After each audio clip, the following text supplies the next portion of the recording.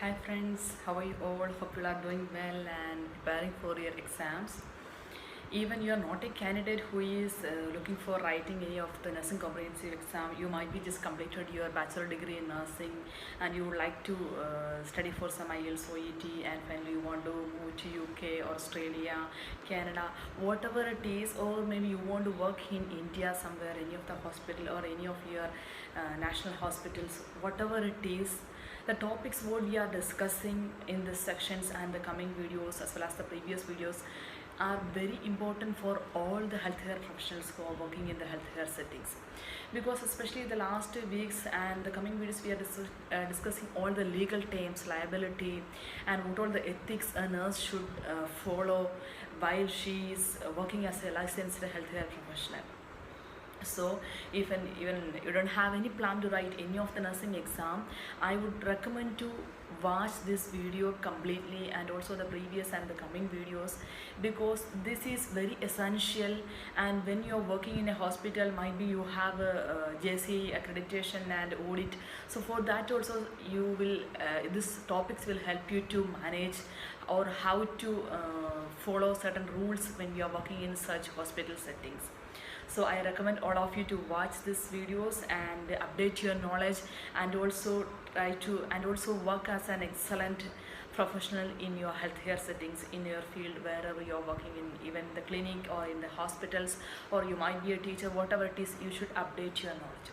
So today we'll go to a topic. Today we'll discuss negligence and malpractice. So what is the meaning, or when you listen a word negligence in English language, what does it mean? What is the thing coming to your mind? Of course, even though you are not a healthcare professional, when you will listen this word, you feel that somebody has neglected something, and that end up with some issues. The same meaning when it's coming to the healthcare setting or in the nursing ethics, that a nurse or a healthcare professional, she forget or she fails to implement a safety measure or a precautionary action, which is very important to keep the client safety. For example, a nurse, she is helping or she is transferring a patient to bed, and after the transfer she's supposed to keep the side rails up, and also she should make the bed at the lowest position. But unfortunately, or any of other circumstances, she might forget or she fails to do that one, and finally the patient end up with fall, and patient has injured, and patient something happens, something harm to the patient. See, in this scenario, the patient's safety has compromised. So who is the liable person, or who is answerable to the situation? Of course, the one who did this one, the nurse or the healthcare professional. That's why we said, whenever we are doing anything in the healthcare settings or any of the clinical settings, we should aware as a nurse, as a licensed person, what I should do to protect or to provide a safe and effective care to my patient, to my client. That is very important. Most of situations, this negligence we are considering, it's an unintentional act. The nurse in the scenario what we said, she doesn't meant or she doesn't intend that something should happen to this client, but unfortunately she forget and she fail, and that ends up to a serious issue, that ends up to an injury to that particular patient. So this is called negligence. I hope you understand what is the meaning of negligence and what are the circumstances considered as a negligence. And most of these situations, the negligence are happening from a unlicensed personnel or unprofessional, like a UAP. But this happens in the licensed persons also. So we'll go to the next topic. There you can see what usually happen, especially in the healthcare settings, from a licensed person. That is called malpractice. That is the second topic we'll cover in this video. Malpractice. When the word itself says that if something happened, what do you mean malpractice?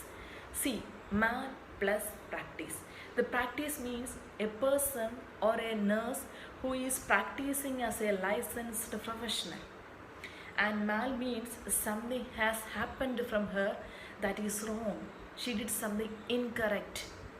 So when this incorrect and this practice person, it come like a malpractice. That's why we call malpractice, which means a licensed person, she she want to do some procedure, but she didn't follow the protocol, or she didn't follow the proper steps, and that end up an incorrect task, that it result to an incorrect situation, which leads to some kind of injury or some serious issues to the client. That is called malpractice. For example, a nurse, she is calculating a dose for a patient. As of all, you know that while we are calculating, we should think about the patient weight and how much dosage a patient should receive within 24 hours, and how frequent these medications, and all those things we have to keep in our mind. All of you know that the 5 and 6 rights of medication, we should always keep this in mind. And while she's preparing the medication, maybe she didn't follow the proper or the appropriate accurate formula, and she prepared the dosage, and it might be a little bit high dosage, even for 0.5 mg. Then what happened? The patient develops severe reaction, severe allergic reaction, and that leads to shock, or that leads to damage to the certain organs, damage to liver or anything. Here the patient's safety has compromised. Patient has received some harm from the healthcare professional. So this healthcare professional, she is liable to that, she is answerable to that, because she know that as a practiced, as a licensed person, she should follow these protocols, these procedures, these accurate formulas for whatever she is delivering to client, for what type of care, or whatever the task, or whatever the procedure she is doing that client, she should follow all these steps in an accurate manner. If anything she didn't follow, or he didn't follow, that ends up to an issue. That is called malpractice. When a practiced person, she is something wrong or something incorrect way, that is called malpractice. So here it is called, this is the two legal terms or legal words which comes under the ethics of nursing, and that when we are thinking about an Anglo-Saxon scenario, these topics will comes under the safe and effective care environment. See, whenever you are doing any care or anything to a client, we should keep in mind, I am a safe and effective nurse. Whatever the care I am delivering to my patient, it should be a quality one, and it should have the all measures I should take for the safety of the patient. So next we'll move to a practice question which will make us to understand more. See, the question I will read. An adult has just returned to the unit from surgery. The nurse transferred him or her to his bed, but did not put up the side rails. The client fell and was injured. What kind of liability does the nurse have? I will read the question once more. An adult has just returned to the unit from surgery. The nurse transferred him or her to his bed, but did not put the side rails up. The client fell and was injured. What kind of liability does the nurse have? Option 1, none. Option B, negligence. Option C, intentional tort. Option D, assault and battery. So I hope you got the answer. What do you think? Always we can eliminate the first one, none. No, there is something. We understand, and we read the question, we got some idea. So what is the next option? Negligence. So what we studied before? Negligence is the nurse, she forget or she fails to do an activity that ends up with an issue or injury to a client. That is called negligence. So here what happened? Exactly that is the thing happened. The nurse, she didn't put up the side rails, and client fell down and she has injured. This is called negligence. So here the liability is called negligence. The nurse is answerable, she is liable to that. We will see the next options also. What do you mean by intentional tort? The intentional thought, you might be already know that, before we have discussed some terms, when an intentionally healthcare professional is doing something to the client by words or by physical contact or something, that is called intentional thought. There are many terms are coming under intentional thought, and the another one also assault and battery. You know that assault and battery. In the previous videos, I have already discussed assault and battery, and along with some of the practice questions.